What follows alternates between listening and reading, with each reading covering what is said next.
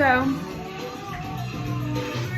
I'm loving my stereo system. I think the whole neighborhood can hear it in the mornings. So everything's going fine. You know, the house is just awesome. We don't have the fence up yet, so I have to be outside and try to keep hold of the dogs a little bit as they're so vicious. Wouldn't want them to bite the mailman. That's the stressor I just don't want. You know, I've got enough. Plus, in a dog, if somebody's not liking them, they can just shoot them. We still have the NRA. But, so everything happened last month. I was like, they cut my Social Security. They didn't even tell me they cut it by $300. That's a lot of money to me. Apparently, I didn't file for Medicaid quick enough, or I didn't know I needed to go back. So I have to go. They're paying my Medicaid premium out of my pocket or something. The government quit paying it. I don't know. I'm fairly wealthy. I mean, I'm buying a house. It's crazy. But so that happened, and I don't get a lot of hours at work because it's pretty competitive. Everybody needs hours, and the pay is really low. And I'm really, to be honest, I'm not really a good cashier. I'm good at socializing, and I like the socialization. I should probably work at a bar. But I don't really know how to pour drinks. Anyway,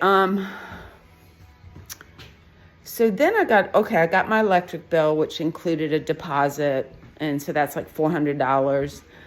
And so I paid it. I paid $160, so they didn't cut off my electric. And then my water bill came, and it was $470 this month. And you know, if I had trouble with bipolar and stress, I'd have screamed at everybody would have heard it. You probably would have heard it down the street. You know, what's that crazy lady yelling about? Certainly, you know, you can't stop a train wreck with screaming. You got to change the rails.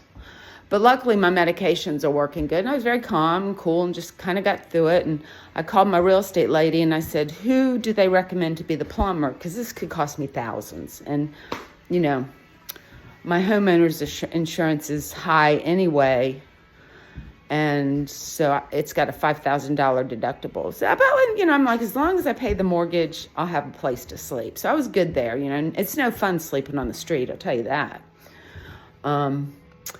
And so anyway, she got me in touch with this man that kind of, I think it's you know, he just does things privately. He's not really a company. So, and he had worked with, I guess doing the electricity or something on the house when they redid it. But he worked some on the house. And so he came in the house and we went in the bathroom and he said, okay, no, that's fine.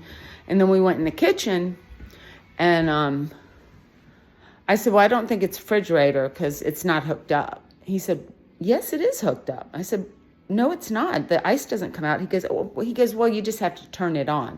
He goes, I'm the one that put it in. So obviously he's been in this house before.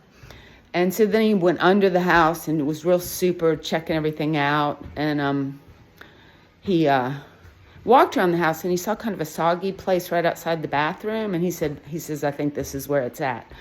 So he dug a hole and he saw that there's a leak in the pipes. He goes, I'll just have to redo this and put different tape on it. And he charged me $100. I was like, he said, well, he goes, if it was a plumber, it'd probably be $600 to $800. So super nice guy, got his number. If I need little odd jobs done, he said he'd be happy to help. And I offered him more, and he said, I'm not going to take it. He said, sorry, I'm not going to take it.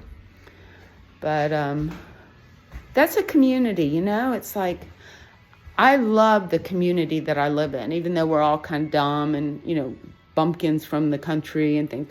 It's a beautiful thing that people know each other. You go to the grocery store and everybody knows everybody else's business. You know, it's no joke. I mean, everybody knows everybody's business. And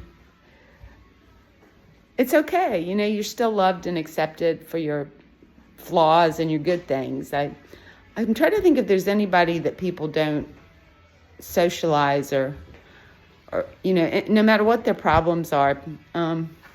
You know, sometimes there's a negativity, you know, when people come in and they're on meth or something. It's like, but not many of those, not many at all. Mostly hardworking people, you know, and I do notice Hispanic people usually pay cash and they usually buy healthy foods. I don't see any of these pre-mixed mashed potatoes. That's my main calling at this day and age is to say, guys, don't spend so much money on a little packet of mashed potatoes. It's not even healthy.